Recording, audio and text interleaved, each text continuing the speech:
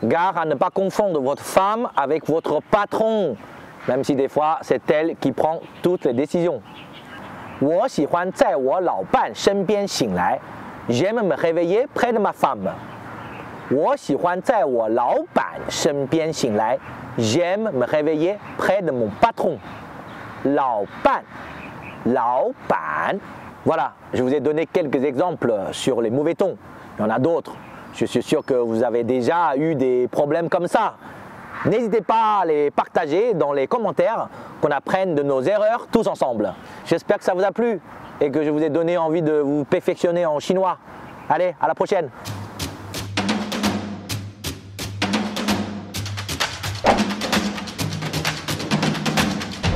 Ça va? Mais t'es déjà là? Mais tu me cherches? Bah oui! Bienvenue, c'est mes voisins. Chichi.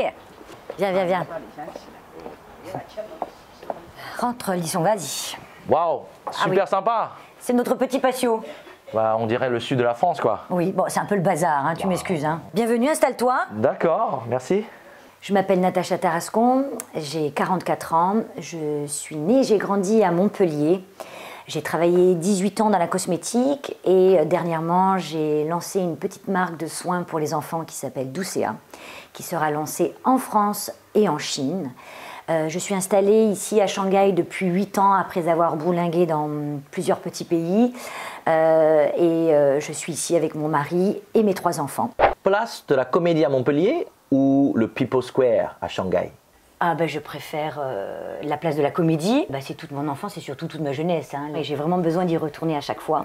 Homéopathie ou acupuncture? Je suis une fan d'acupuncture. J'avais déjà découvert en France, mais ici en Chine, c'est vraiment extraordinaire. Et au-delà de l'acupuncture, je crois que acupressure des pieds, c'est quelque chose que je fais très régulièrement. Les grisettes ou les bonbons Tabaitu, White Rabbit? Je vais dire les grisettes. T'as un petit goût d'anis du sud et c'est un petit côté ensoleillé. Voilà, c'est ma petite préférence. La grande motte ou le bund? Le bund. Le bund, c'est magique.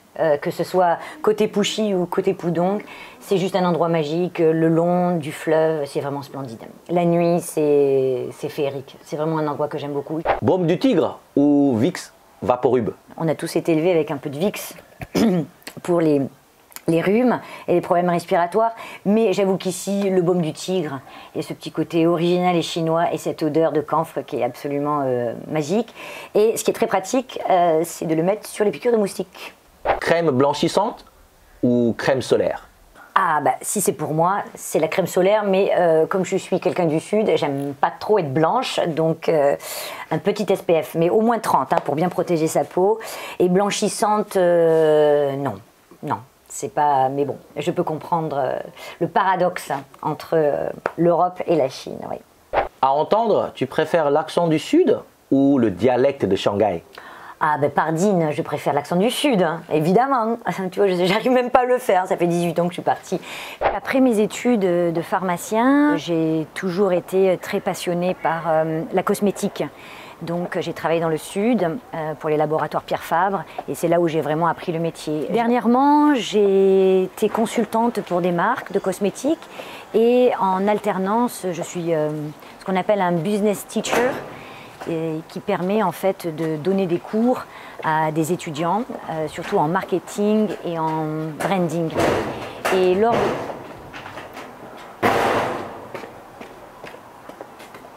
un jour, j'ai eu un nouveau cours qui s'appelle l'éco-socio-conception. Dans ce projet, j'ai combiné les 3 choses qui me tiennent à cœur, qui sont les enfants, la sustainability, donc l'écologie, et aussi le côté social. J'ai créé un concept de marque pour les enfants qui allie ces 3 phénomènes. Voilà l'histoire de Doucea.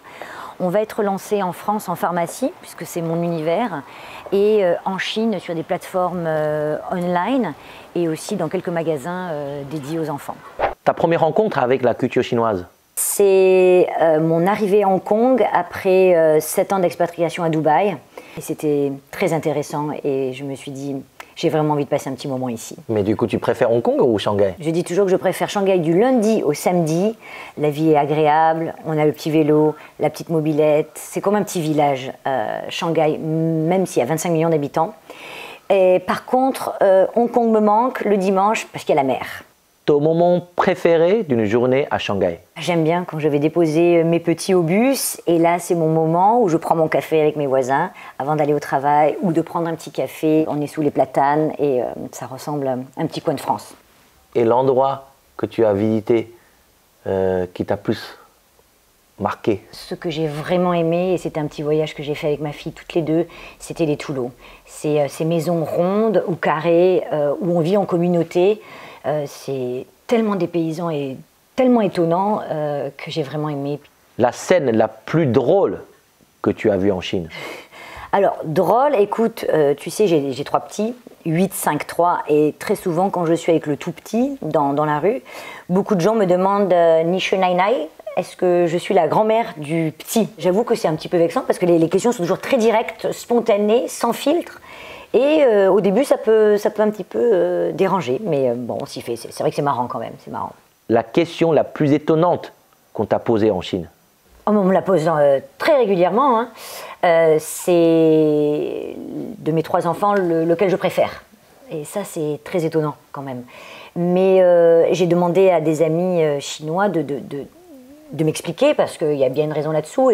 Et en fait, si j'ai bien compris, hein, c'est pas une question de préférence, mais c'est une question sur lequel des 3 tu mises pour ton avenir et ta retraite. Voilà, et c'est assez marrant, mais au début j'étais un petit peu étonnée, et puis maintenant je me marre, je dis oh bah celui-là ou celui-là. Ton mot préféré en chinois?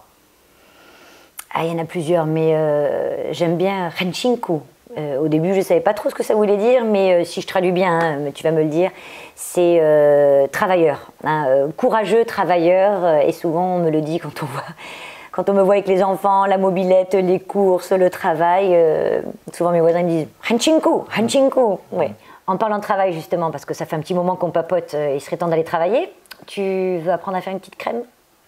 Pourquoi pas? Ça te plaît? Oui. On y va parce que j'ai un petit laboratoire très sympa et c'est toi qui vas faire ta petite crème. Ok. Allez. D'accord. Parti? Tiens, vas-y, installe-toi. Mais c'est quoi ça? Ah ben c'est ma mobilette, hein. Qu'est-ce que tu voulais, une Ferrari, toi? Ok, je mets une ceinture.